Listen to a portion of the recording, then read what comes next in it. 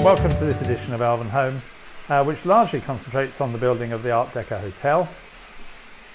We take a trip up to Sharky's End with the train cam. Been a while since I did that, and I've done quite a bit of scenic work one way or another, so I thought it would be interesting to see what that looks like. And then right at the end I respond to some questions that were asked of me at the last video about the layout of the town layout in front of the War Memorial and the fire station. So let's get on with the video, and first of all take you back a week or two ago as I began work in earnest in building the Art Deco Hotel. Okay, well, I've started work now on building the hotel and trying to think about the order in which I would do things. My initial thought was to do the two front walls that sit here and here and get the windows in those and get those in place. But that made me realise that actually to be able to position these properly, I needed to complete what is the only part of the hotel where you'll be able to see through the windows, because through here you'll see the revolving door, you will see each floor, which is the lift lobby on each floor, and that was where in front of these pieces will be where the semicircular tower is, with the big window at the front. So it made me realise that I needed to work out how was I going to construct that whole section. So that's the piece of work that I've started on. The first thing I did was to try and construct what will be the entrance, the piece that goes around here. And this I've done using one single piece of card, scoring down either side to give me the side walls, cutting out the main entrance door and the portals for the windows, and I've stuck the first of the windows in. I've strengthened the back, because that's a very thin piece of card at the front, with a piece of stripped styrene. I think it is likely that I'm going to clad the building in plastic after all. I had some attempts at from various comments that I had, one particularly from Galgorm Hall, Paul at Galgorm Hall, is how I seal this for when it comes to be painted. And you can seal it with PVA on both sides, which I tried, and it worked quite well, but it still gives you a slight curve or bend, because obviously in a way once you've put the PVA on both sides to seal it, you really want to be able to keep it absolutely flat. But of course you can't do that, because it will stick to whatever you're using to keep it completely flat. It did work pretty well, and it gave me quite a nice texture actually for painting on top. But it still bent slightly, and I fear that if I'm making the whole model doing that, the walls will not look straight. So I think I'm just going to have to screw my courage and do lots of cutting of quite thin card that will provide the front of the wall. I've got an idea based on a 1930s building, which is actually a block of flats that's in the Lothian Road in Edinburgh, of how I might decorate the front to try and break it up a bit. But we'll see whether that comes off. So I think the first thing is to build the carcass, get all the windows in place, get the lighting sorted inside, and then I can go on, as I did with the fire station. The fire station is a completely card carcass building, which then had the walls, plastic card walls put on top to provide the exterior look. So having created that, I've then stuck two pieces of card on top of the front to begin to make my steps. And then I had to think about how I was going to make sure that these pieces of card would still fit, because they've got to sit behind the steps. So the steps stop. You can see the line where those pieces of card line up to. They stop just before the wall, so that when this piece of card goes in, it matches with the wall. That's good. But then I had to think about, well, I needed one more step. I knew I needed 3 steps that they walk up, and how I was going to mount the revolving door. And I'd said that I was going to be using this old spring, or piece of a spring, which I've done. And as you can see, it's stuck underneath using the bend that was on the spring already. And then the door just sits on the spring. And once I know the correct height, I will cut this further, because I don't need it to be that tall. There'll be a floor sitting about here somewhere, and I should be able to stick that in and then just cut it off. And you'll see that what I've done is to create a piece of card with 2 slots, and this is going to be the whole of the depth of the lift lobby, so that when this sits on here, and I've also put 2 thicknesses of card underneath so that it's level with the steps that are already done. If I line this up with the lines that are below, you may not be able to see this on camera, but when I line it up with the lines, I get my 3rd step. Let's get this right. And then the lift lobby is in the correct position, lining up with the line at the back. These will still slide into position and hold correctly if I put this on the floor, on the base. So that now sits in correct position. And when I put both in, you can begin to see what I'm aiming to achieve here, which is to have that central gap, and then it's through that gap that you will see each floor that will sit behind, and the semicircular piece will sit in front of this over the porch that I showed you earlier. So the next thing for me to do is to fit this into position finally, and then I'm going to start building the bit at the back here to create the lift lobby and the floors. Once I've done that, I'm then going to do these sidewalls and fit them, so that I will have the front and the lift lobby done, because that will also help me think about the wiring for the lights, because I need to keep that in mind. If I want lights shining through for the lift lobby, and I've got to work out how I'm going to do the back, because I'll want there to be doors so you can see light coming through. I need just to think about where I'm going to be positioning the lights, because after that much of this area is going to be empty, and it will have 2 little lights sat down here just shining up, which will come out of the window. So that's where I am on this building. I may not be able to get all that done before this video goes up, but if I do, then there'll be another section later in the video where I'm able to show you what I've done. So with that, let's get on to the next section.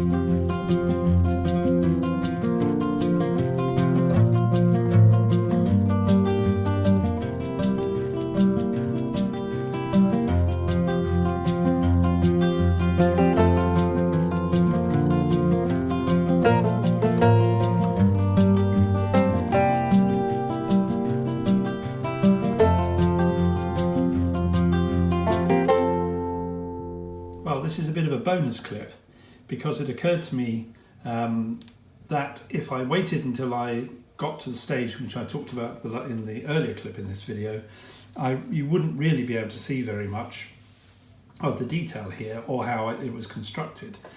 Because if I very quickly put the back on, and I haven't got one of the actual cards that go in here, but there's two pieces of card at the front, it will very quickly obscure a lot of the detail. And indeed, this has made me realise that I'm going to light this in a slightly different way, and I've reached a point where I'm waiting for the various bits to arrive. But let me just quickly talk you through how this is constructed. This is obviously the two side walls, which marked up where the floor levels should be, and then you may just see in here, if I get it to the camera, strips of plasticard to provide ledges onto which the floors can sit. As I said I would do, I've stuck down the piece of card that I cut out, which contains what is the spindle around which the door revolves. I was able to make use of some Scale Scenes papers, downloadable papers. They do one which is called Interiors, which includes, I have to say, some N-gauge furniture. And all I can say is, if you're going to make that N-gauge furniture out of paper, good luck to you, because it looks incredibly fiddly. But it does also include various types of doors, although none that were suitable for my use here. Some wallpaper coverings, some rugs and carpets, which were of use to me, and floor coverings. So for the base, there's a checker floor covering, which I thought would look just right for the entrance to the hotel. This is based on their floor covering. The floor coverings themselves, the carpets, are on one page and they're not very big. And in order to get those three pieces, I've had to print out 3 sheets of A4 from fairly small pieces.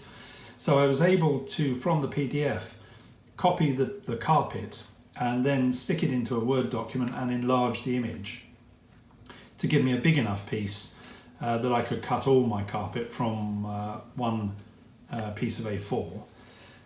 The little rug that is there is from that Interiors package. The seats are from Scale Model Scenery, which is this, they're 3D printed. Just beautiful little things. I'm tempted actually to try and get some people, at least on 1 or 2 of the floors, see if I can get some seated figures to stick in there so that there is some people waiting. But that I'll need to get those separately. And the wallpaper coverings, similarly, they have a white line at the top, which would be kind of a border at the top of the wallpaper. I suppose it might even be a skirting board, actually, thinking about it, but I chose to use it as a white border. And then the lift doors is made from very thin styrene card, the 0.5mm. Essentially, I cut a long strip that was the right height, and then cut the door surround, because you'll see there's a door surround, and then I think you can see there's a door surround, and then the doors are in behind, and stuck that on top of the a bit further along the strip, and then painted them all gold. Again, the detail doesn't have to be too great for 2 reasons. One, as I say, there's going to be card in front of this, and 2, you're never going to get that close. You're going to look in and say there isn't a gap where the lift doors part.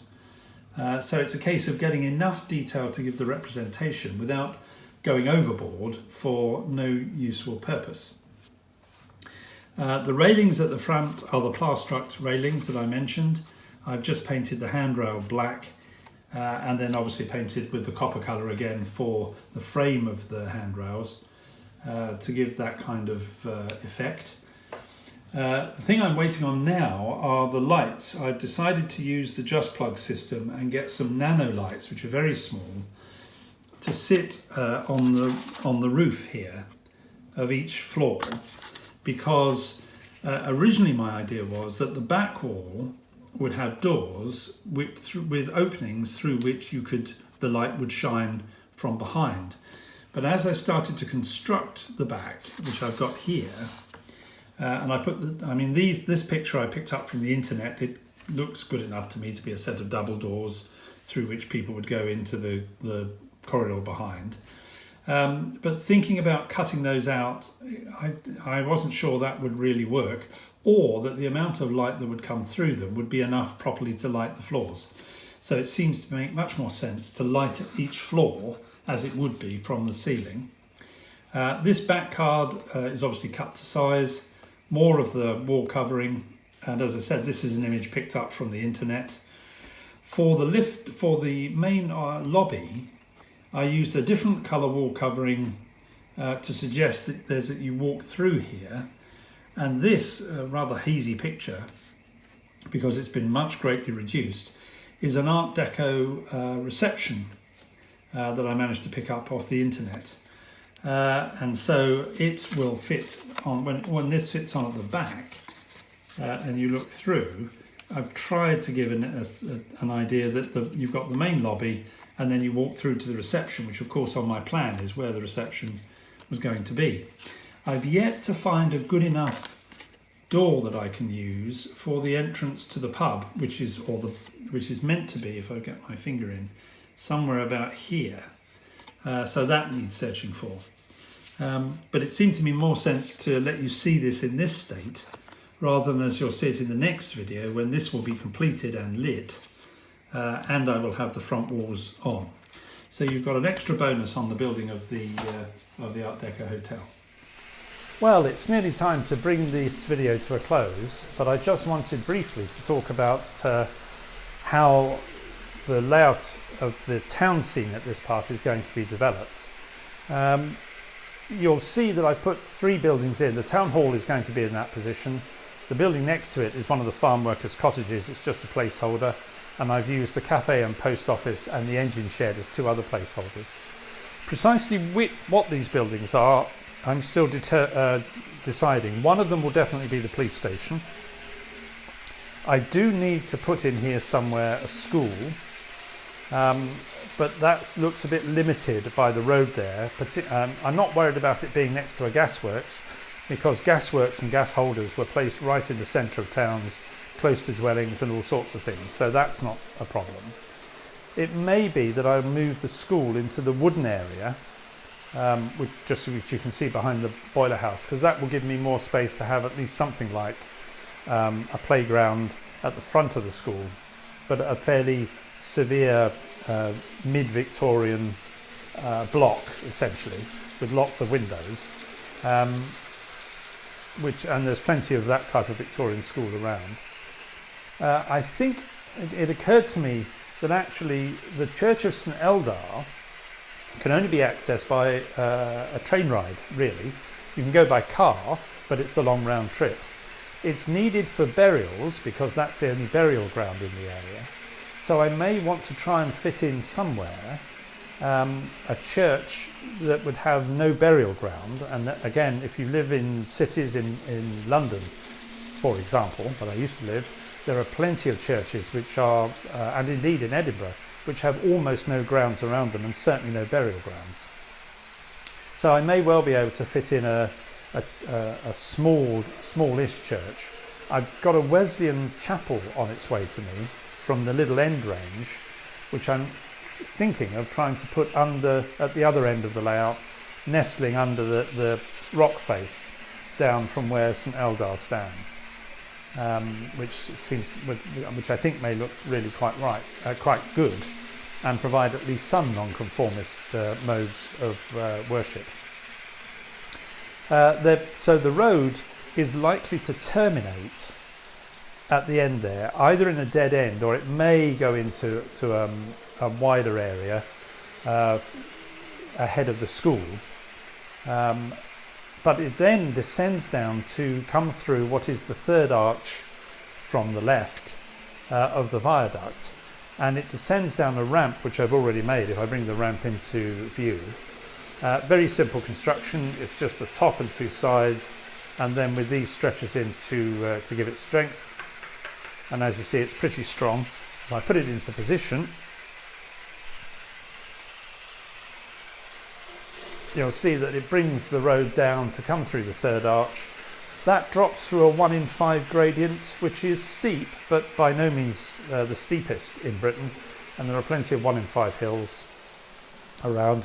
I suspect there are some in Edinburgh, so it feels that way sometimes.